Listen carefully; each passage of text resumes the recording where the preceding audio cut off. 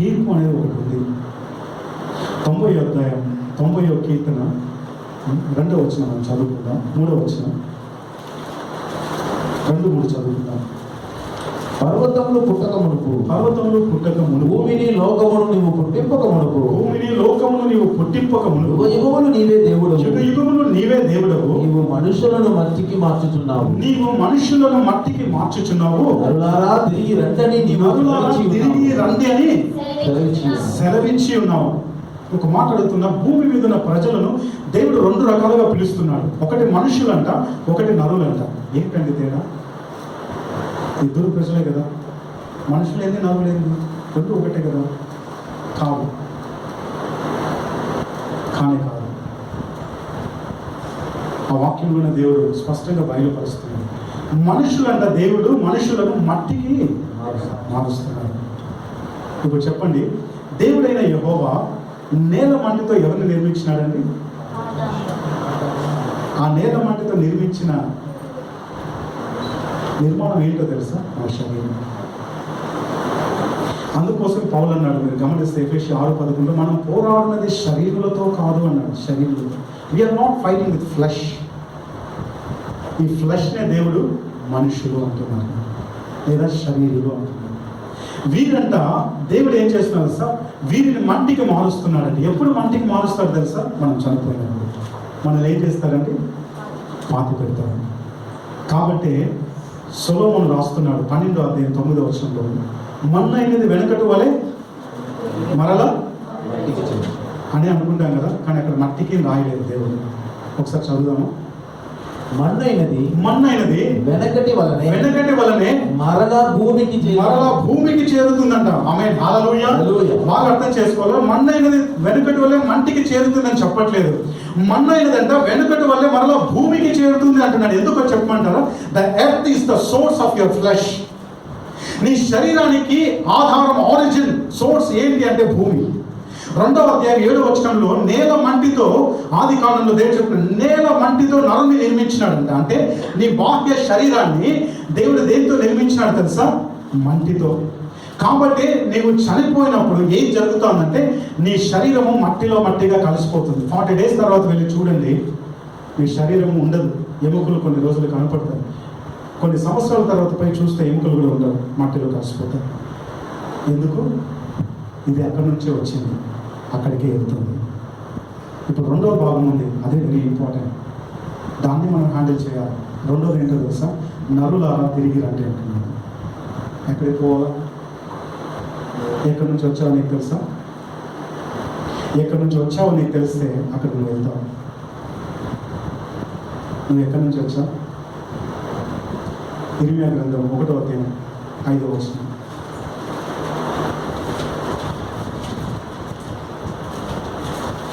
గర్భములో నేను నిన్ను రూపింపక మునుపే నిన్ను ఎరిగి తిని నీవు గర్భము నుండి బయలుపడక మునుపే నేను నిన్ను ప్రతిష్ఠించి తిని జనములకు ప్రవక్తగా నిన్ను నియమించి తిని. ఆమేన్, హల్లెలూయా. ఎక్కడ జరుగుతా ఉందండి ఈ కార్యము? ఇంకా తల్లి గర్భంలో ఇర్మియా రూపింపబడక మునుపే దేవుడికి నేను తెలుసు అంట. అది ఎట్లా తెలుసు ప్రభా? నేను ఇంకా రూపమే ఏర్పరచుకోలేదు తల్లి గర్భంలో. నన్ను నువ్వు ఎట్లా ఎరిగినావు ప్రభా? ఎట్లా ఎరిగినాడు? ఆయన సృష్టించిన సృష్టికర్త కాబట్టి ఆయనకు నేను తెలుసు. బాగా అర్థం చేసుకోండి. ఈ బిల్డింగ్ మన కంటికి ఇప్పుడు కనబడతాను. కనబడక మునుపు ఈ బిల్డింగ్ ఎక్కడుందో చెప్పమంటారా? పాస్టర్ గారి మనసులో ఉంది. అది ఎవరికి కనపడక మునుపు ఈ బిల్డింగ్ ఆయన మనసులో ఉంది, బ్లూ ప్రింట్. అట్లనే ఈ భూమి మీద నిన్ను పంపించడానికి కనుక మునుపు నువ్వు ఎక్కడున్నావో తెలుసా? ఆయన మనసులో ఉన్నావు. Your creation, your life is designed by your creator God even before you formed in your mother's womb. నీ తల్లి గర్భంలో రూపింపబడక మునుపే నీ దేవుడు తన మనసులో నిన్ను నిర్ణయించుకున్నాడు, డిజైన్ చేసినాడు, నీ ప్రొఫెషన్ కూడా డిక్లేర్ చేసినాడు. ఆయన అంటున్నాడు, నిన్ను జనములకు ప్రవక్తగా నియమించి తిని. ఎప్పుడు? ఇంకా రూపమే లేనప్పుడు. ఆయన నీ పుట్టుకను, ఈ భూమి మీద నువ్వు చేయాల్సిన పనిని తీర్మానం చేసినాడు. ఎప్పుడు? తల్లి గర్భంలో ఒక కణం కూడా రూపింపబడక మునుపే. అక్కడ నుండి వచ్చాను నేను. హల్లెలూయా. అందుకోసమే రాయబడుతున్నమాట, వెనుకటి వలె మరలా అక్కడికి చేరాలంట. ఈ శరీరము భూమిలో నుంచి వచ్చింది కాబట్టి మళ్ళీ వెనక్కి ఎక్కడికి వెళ్తా ఉంది? భూమిలోకి వెళ్తా ఉంది. అయితే ఇప్పుడు అంటున్నాడు, నరులారా తిరిగి రండి అంటున్నాడు. ఏంటి నరులు ఎవరు? మనుషుల గురించి చెప్పినాడు పౌలు. దీన్నే బాహ్య పురుషుడు అంటాడు. ఈ శరీరాన్ని ఏమంటాడండి? బాహ్య పురుషుడు. మా బాహ్య పురుషుడు కృషించుచున్నను అంటాడు. అంటే శ్రమల వలన ఈ శరీరము కృషించిపోతా ఉందంట. అయితే రెండో మాట, మా అంతరంగ పురుషుడు దినదినము నూతన పరచబడుతున్నాడు. అంతరంగ పురుషుడు ఎవరండి? నరుడు. ఎవరి నరుడు? ఆదికాండం 1వ అధ్యాయం 26, 27,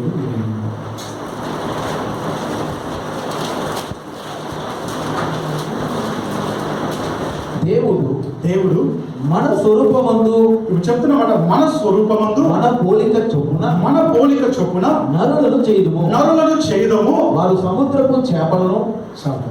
అక్కడ చెప్తున్నమాట, మన స్వరూపమందు మన పోలిక చొప్పున మనుషులు చేయదమన్నాడా? నరులను చేయదమన్నాడా? నరులను. వీళ్ళే నరులు. వాళ్ళు మనుషులు, వీళ్ళ నరులు.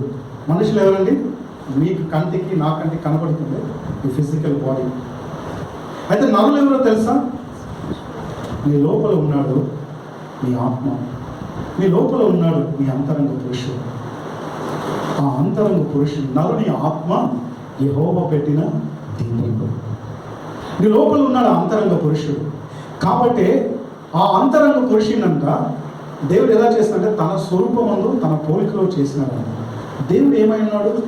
యోహాను సువార్త 4:24 కంఠస్థ వాక్యం చెప్పండి.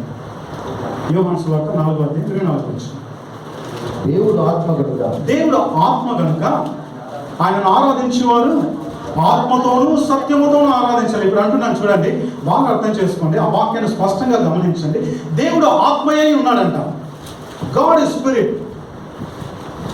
కాబట్టి ఆయన అంటున్నాడు మన స్వరూపంలో నరులను చేయదము అన్నప్పుడు ఆ నరులు ఎవరండి? ఇప్పుడు చెప్పండి, శరీరమా ఆత్మ? అర్థమవుతాడండి. దేవుడు ఆత్మయ్య ఉన్నాడు. ఆయన అంటున్నాడు మన పోలికలో మన స్వరూపంలో నరులను చేయదాం అంటున్నాడు. కాబట్టి ఇప్పుడు నరులు ఏమై ఉన్నారు? శరీరంలో ఆత్మన ఆత్మయ్య ఉంటున్నాడు. కాబట్టి యోగ భక్తుడు రాస్తాడు, సర్వశక్తిని శ్వాసము నన్ను సృజించాను. ఆయన పోలికలో ఆయన స్వరూపంలో దేవుడు మనల్ని సృజించినాడంట. కాబట్టి మన లోపల అంతరంగ పురుషుడు ఉన్నాడు. ఈ అంతరంగ పురుషుడు దేవుడు నరుడు అంటున్నాడు. ఈ నరుడు అంటే దేవుడు ఏం చేస్తారు? తిరిగి రండి అంటాడంట. నరులారా తిరిగి రండి అని ఎప్పుడైతే ఆయన పిలిచిన స్వరము నీ ఆత్మ వింటుందో, ఇట్ లీవ్స్ యువర్ బాడీ. నీ ఆత్మ నీ దేహాన్ని విడిచిపెట్టి వెళ్ళిపోతుంది. దానిని ఈ లోకంలో చావు అంటారు, దానిని ఈ లోకంలో మరణము అంటారు. ఎప్పుడైతే ఆ సర్వశక్తిని స్వరము తిరిగి రా అనే స్వరము నీ ఆత్మ వింటుందో, అది ఏం చేస్తుందో తెలుసా? నీ శరీరాన్ని విడిచిపెట్టి వెళ్ళిపోతుంది. మన్ను అనేది వెండికట్టు వలె మరలా భూమికి చేరును. ఆత్మ దానిని దయచేసిన దేవుడు. నీకు తెలుసా, నీ ఆత్మను దయచేసిన దేవుడు ఉన్నాడు. ఆమె హల్లెలూయా. తన స్వరూపంలో తన పోలికలో నిన్ను సృజించిన, నరుని సృజించిన, నీ ఆత్మను సృజించిన, నీకు నీ ఆత్మను దయచేసిన దేవుడు ఉన్నాడు. తిరిగి ఎక్కడికి వెళ్ళాలో తెలుసా? ఆ దేవుడి దగ్గరికి వెళ్ళాలి. ఈ భూమిని విడిచిపెడతానే, ఈ శరీరాన్ని మన్నును విడిచిపెడతానే నువ్వు వెళ్ళాల్సిన డెస్టినీ ఏంటో తెలుసా? Your God creator. నీ సృష్టికర్త అయిన దేవుని దగ్గరికి మరలా వెళ్ళాలి. అయితే వెళ్ళే ప్రయాణంలో ఒక ప్రాముఖ్యమైన సమస్య ఏంటో తెలుసా? వచ్చేటప్పుడు నీ జీవితం బహుమానం. Your life is a gift of God. ఉచితంగా దేవుడు బహుమానం ఇచ్చాడు. తిరిగి వెళ్ళేటప్పుడు ఏంటో తెలుసా? ఒక స్థలాన్ని నువ్వు దాటుకొని వెళ్ళాలి. ఏంటి ఆ స్థలం అంటే? తీర్పు. తీర్పు అనే స్థలాన్ని నువ్వు దాటుకొని వెళ్తే తప్ప నీ సృష్టికర్తను చేరలేదు. అందుకే అన్నాడు, నీ కనుదృష్టి చొప్పున, నీ మనసు యొక్క కోరిక చొప్పున, నీ హృదయం యొక్క సంతృష్టి చొప్పున ప్రవర్తించుకో. సంతోషం కావాలా? పరుగులెత్తు. అయితే బైబిల్ గ్రంథంలో దేవుడు ఎప్పుడు అయితే అంటాడో జాగ్రత్త పడాలండి. అయితే వీటి అన్నిటిని బట్టి, వీటిలో కొన్నిటిని అంటే మనకు కొంచెం ధైర్యంగా ఓదార్పుగా ఉంటుందేమో. అయితే ఇప్పటి వరకు 30 ఏండ్ల 40 ఏండ్ల నువ్వు ఎన్ని చేసావో వీటన్నిటిని బట్టి నీ దేవుడు నిన్ను తీర్పులోనికి తెస్తాడు. You have to answer every question. నువ్వు చేసిన ప్రతి పనికి నువ్వేం చేయాలి? సమాధానం చెప్పాలి. మన థీమ్ వాక్యం ఒకసారి చదువుతారా? 1 తిమోతి. ఈరోజు యూత్ మీటింగ్ పాస్టర్ గారు వేసినటువంటి థీమ్ 1 తిమోతి 6:20. ఓ తిమోతి, నీకు అప్పగింపబడిన దానిని కాపాడి అపవిత్రమైన వట్టి మాటలకును జ్ఞానము అని అబద్ధముగా ఈ లోకంలో చెప్పబడుతున్న విపరీత వాదములకు దూరముగా ఉండుము. దేవుడు ఉన్నాడా? నువ్వు చూసినావా? చచ్చిపోయినా నువ్వు ఎక్కడ పోతావు? ఈ లోకంలో నీ కంటికి కనబడతా ఉండదే జీవితం అనుభవించుపా. నువ్వు చూసినావా? చచ్చిపోయినాక ఎవరైనా ఎక్కడ పోయేది? నీకు తెలుసా? స్వర్గం ఉందా, నరకం ఉందా అనే విపరీతమైన వాదాలు ఈ లోకంలో ఉన్నాయి.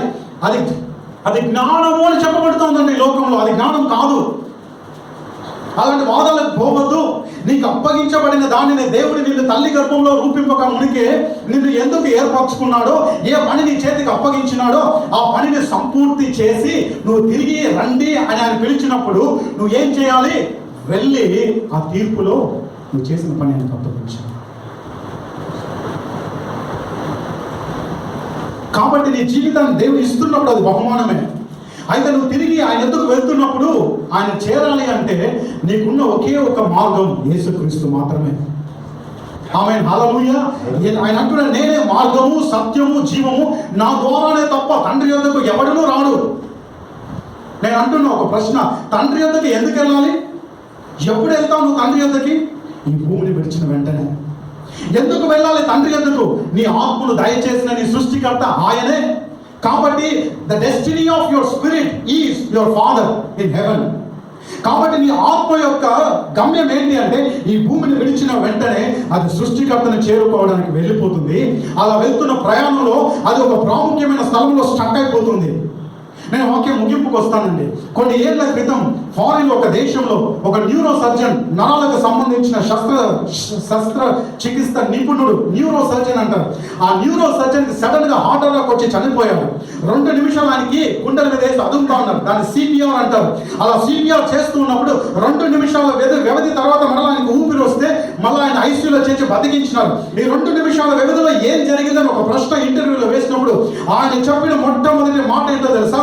ఈ 2 నిమిషాల వ్యవధిలో నేను ఒక స్థలానికి వెళ్ళాను, అది గొప్ప వెలుగుతో ఉంది. అక్కడ ఒక వ్యక్తి నిలబడి నన్ను ఒక 2 ప్రశ్నలు వేశాడు. మొట్టమొదటి ప్రశ్న, యేసుక్రీస్తు నీకు తెలుసా? రెండవ ప్రశ్న, దేవుడు నీకు అప్పగించే పనిని పూర్తి చేశావా? ఈ 2 ప్రశ్నలు వేసినాడు నన్ను. నేను సమాధానం చెప్పే లోపల మరలా ఊపిరి వచ్చింది, కిందికి వచ్చేసాను. ఇది నిజమా? చనిపోయిన తర్వాత పరలోకం ఒకటి ఉందా? ఆత్మ ఒకటి ఉందా? అక్కడికి వెళ్తుందా? నేను తెలుసుకోవాలి అని చెప్పి ఆయన ఇలా చనిపోయే క్షణాల్లో మరలా ఇలా రిసస్టేట్ చేసినప్పుడు బతికిన వాళ్ళు ఎవరెవరు ఉన్నారో ఆ 2 నిమిషాల్లోనూ 1 నిమిషంలోనూ చనిపోయి మళ్ళా ఊపిరి వచ్చిన వాళ్ళు ఎవరెవరు ఉన్నారో వాళ్ళందరి యొద్దకు వెళ్ళి పరిశోధించినాడంట. ఈ గ్యాప్ లో 2 నిమిషాల్లో 30 సెకండ్లో ఏం జరిగింది చెప్తారని ప్రతి ఒక్కరు చెప్పబడిన మాట ఏంటో తెలుసా?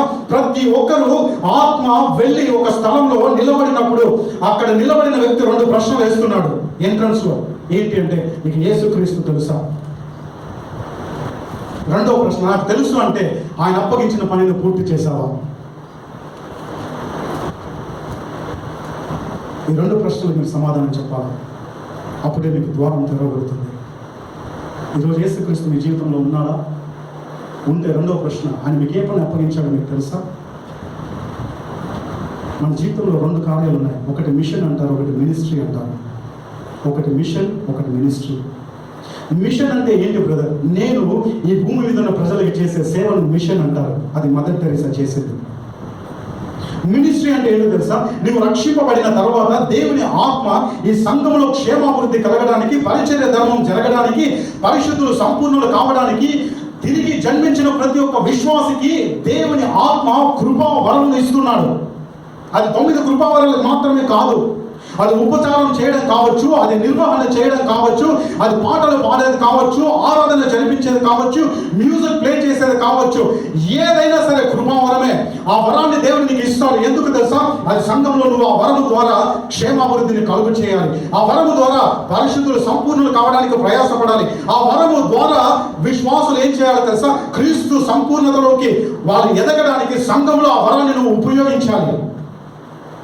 అందుకో తిమోతితో పౌలు అంటాడు, తిమోతి, పెద్దల హస్త నిక్షేపణం చేయడం ద్వారా నీకు కలిగి నీలో పనిచేస్తున్న వరాన్ని అలక్ష్యము చేయొద్దు. ఆ వరాన్ని నువ్వు ప్రజ్వలింప చేయి. వాడు అంటున్నాడు, నీకు ఇవ్వబడిన వరం ఏంటో తెలుసా? నీకు ఇవ్వబడిన తలాంత ఏంటో తెలుసా? నీకు ఇవ్వబడిన మిషన్ ఏంటో తెలుసా? నీ దేవుడు నీకు ఫిజికల్గా ఇచ్చిన రెస్పాన్సిబిలిటీ ఏంటో నీకు తెలుసా? ఆ రెస్పాన్సిబిలిటీ తీసుకొని నువ్వు ప్రజలకు సేవ చేసావా?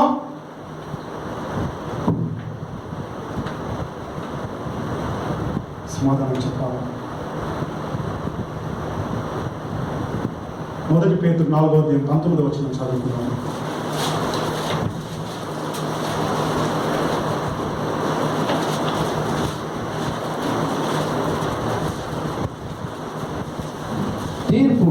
తీర్పు దేవుని ఇంటి వద్ద ఆరంభపు కాలము వచ్చి ఉన్నది. దేవుని ఇల్లు ఏదండి? పేతురు రాస్తున్నాడు సంఘంతో. తీర్పు అంటే దేవుని ఇంటి దగ్గర ప్రారంభం అవుతుందంట. దేవుని ఇల్లు ఏదో తెలుసా? చర్చ్.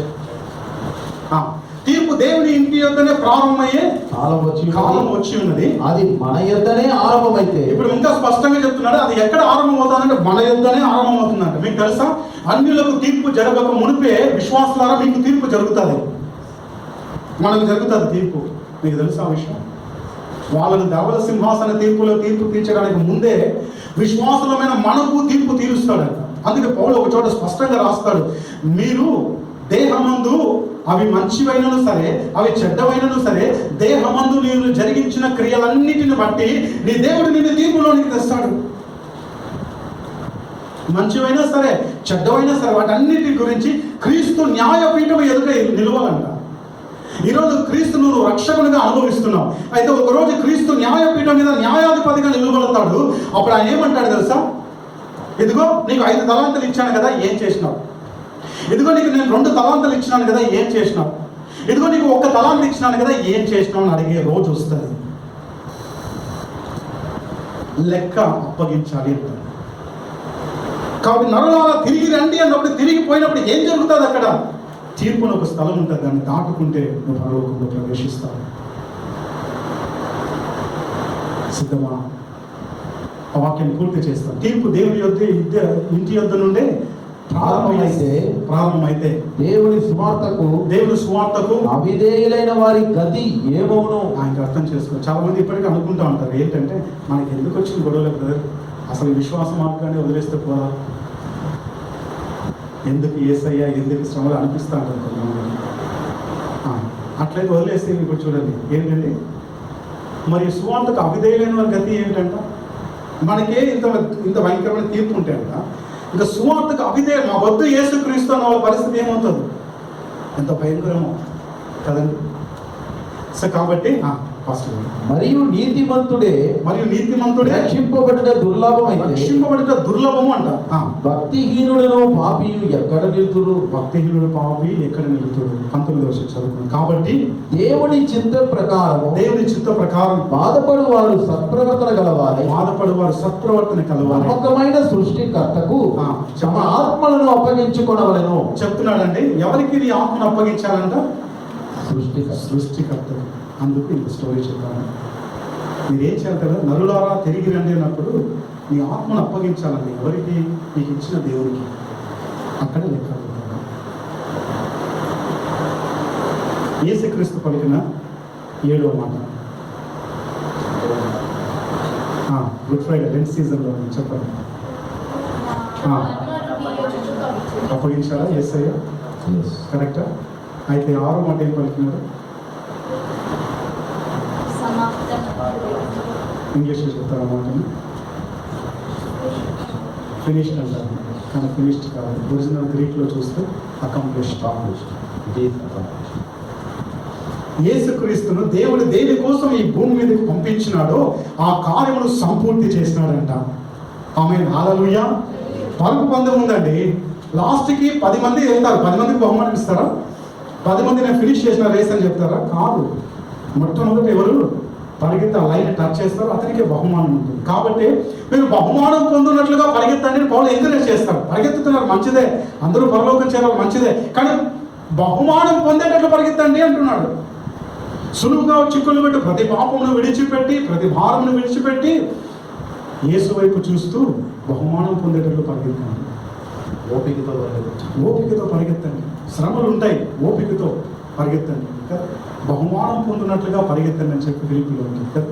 సో కాబట్టి మనం ఏం చేయాలి? మనం తిరిగి రమ్మన్నప్పుడు మన సృష్టికర్తకు మన ఆత్మలను అప్పగించాలంట. అయితే ఆ సృష్టికర్త గురించి ఒక మాట చెప్పిన దేవుడు నమ్మకమైన